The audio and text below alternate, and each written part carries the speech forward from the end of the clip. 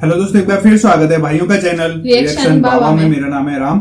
मेरा नाम है दीक्षा। तो गाइज आज अपन बात करने वाले हैं, एक बहुत अच्छा टॉपिक है, doctor Zakir Naik talk about Hinduism. मतलब डॉक्टर जाकिर नाइक साहब का वीडियो जो कि हिंदुज्म के लिए उन्होंने बोला है।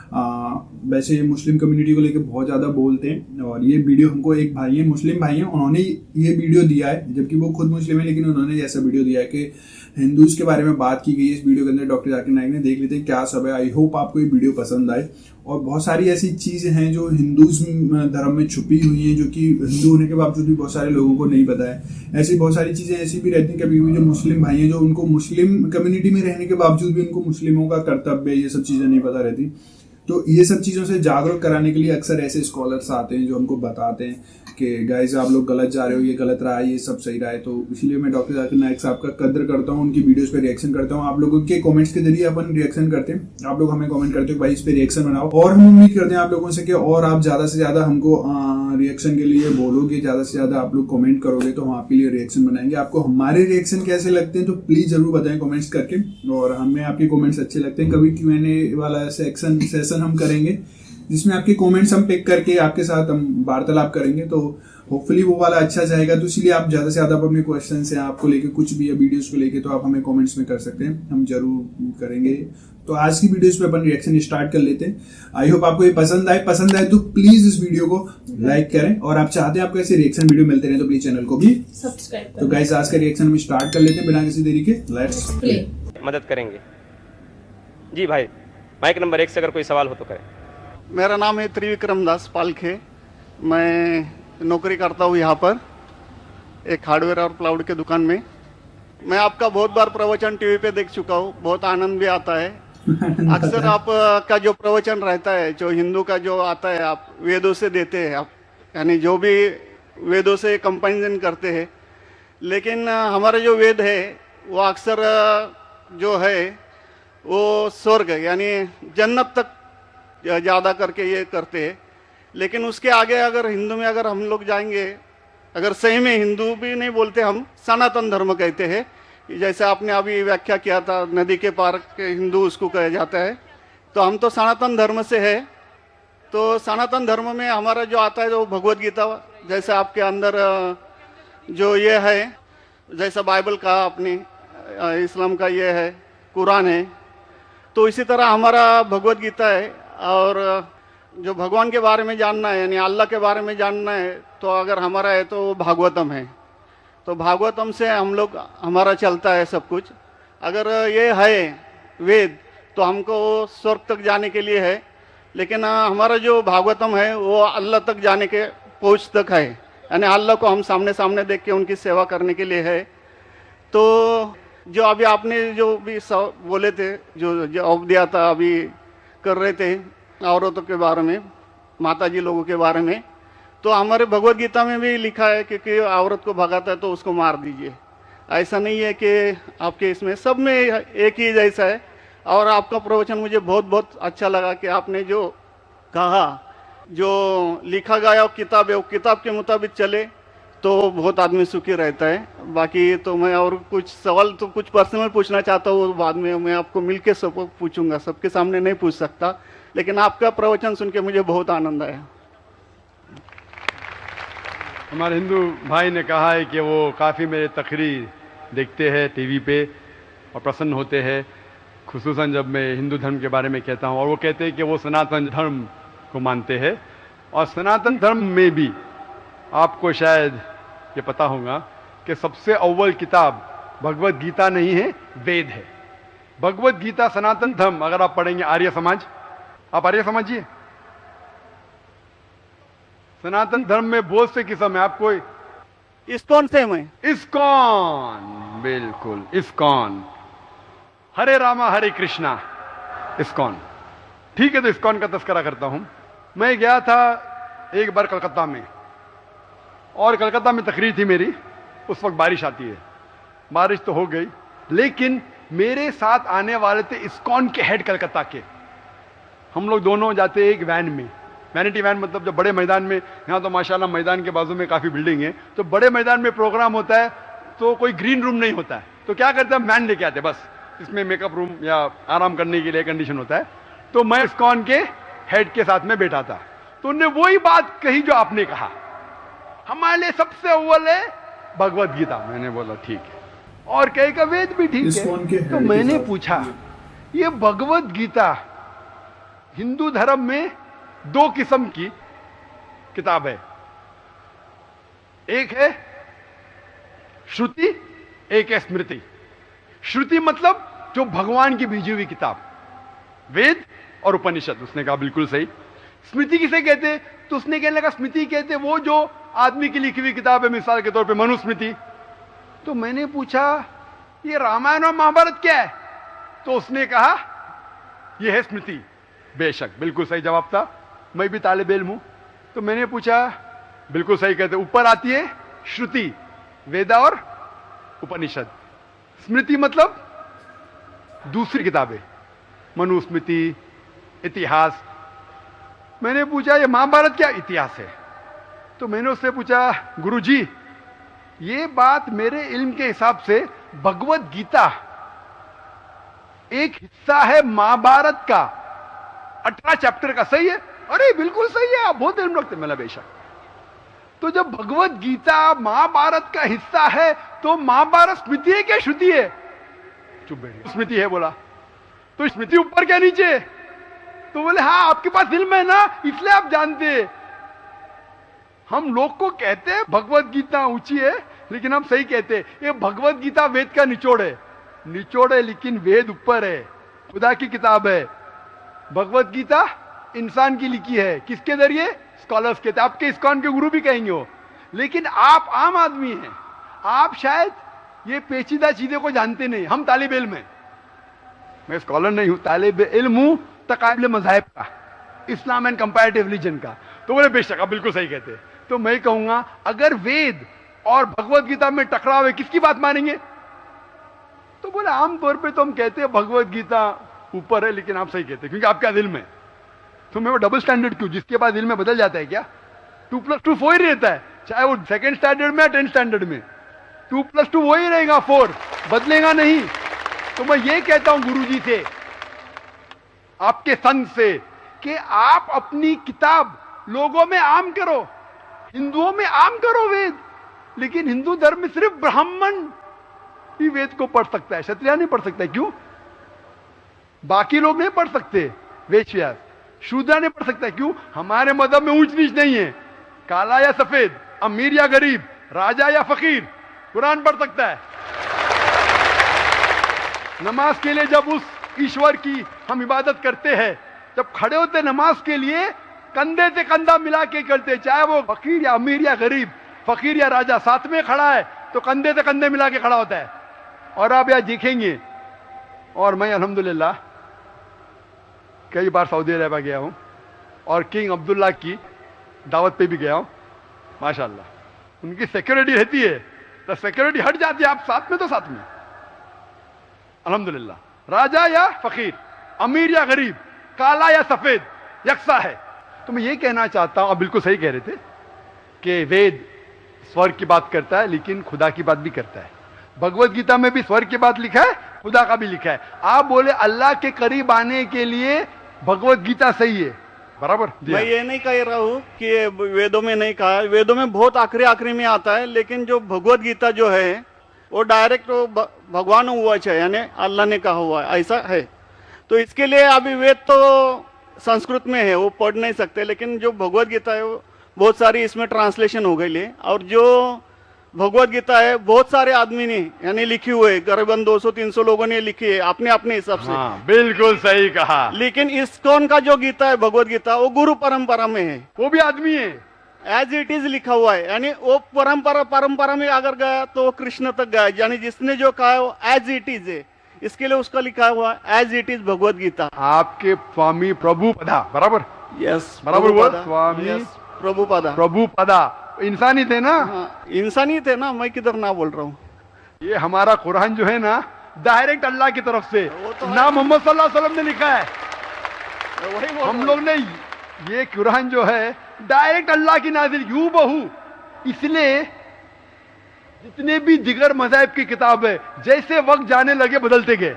आप बिल्कुल सही कहते हैं, 300 किस्म की किताब है, बाइबल सैकड़ों किस्म, हमारे IRF में 200 किस्म की बाइबल है। आप किस में मानेंगे? कुरान आप लो, कोई भी कुरान लो, इंडिया में, अमेरिका में, यूके में, हिंदुस्तान में, पूना में, हूबहू वही है। एक लफ्ज की बात दूर रही, आ की मात्रा, ई की मात्रा, जबर जेर पेश, वो भी फर्क नहीं है, फत्ता दम्मा कसरा में भी फर्क नहीं है। ओरिजिनल कुरान में तो फत्ता दम्मा कसरा था नहीं, लेकिन आज जब हम पढ़ते हैं माशाअल्लाह, तो मैं ये कहना चाहता हूं, जितनी भी किताबें पहले आई, आज भी आप बिल्कुल सही कहते हैं, भगवत गीता वेद का निचोड़ है, लेकिन जब निचोड़ होता है वो असली फल से कॉन्ट्रडिक्ट करे तो फल और अहम है। मैं बिल्कुल मानता हूं, स्वामी प्रभुपाद मानते हैं कि भगवत गीता क्या है? वेद का निचोड़ है। और वो कहते हैं, मैं भी पढ़ चुका हूं, आपकी Bhagavad Gita as it is पढ़ चुका हूं, उसमें ही लिखा, उसका ही ट्रांसलेशन था। भगवत गीता अध्याय नंबर 7 श्लोका नंबर 20 में, जो कोई दुनियादारी के पीछे भागता है वो गलत खुदाओं के पीछे भागता है।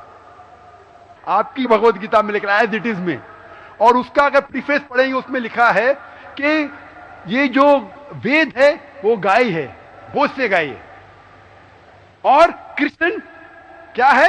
दूध निकालने वाला इंसान, और दूध क्या है? भगवत गीता है। सही कह रहा हूं कि नहीं? प्रीफेस में लिखे है। कौन कहता है?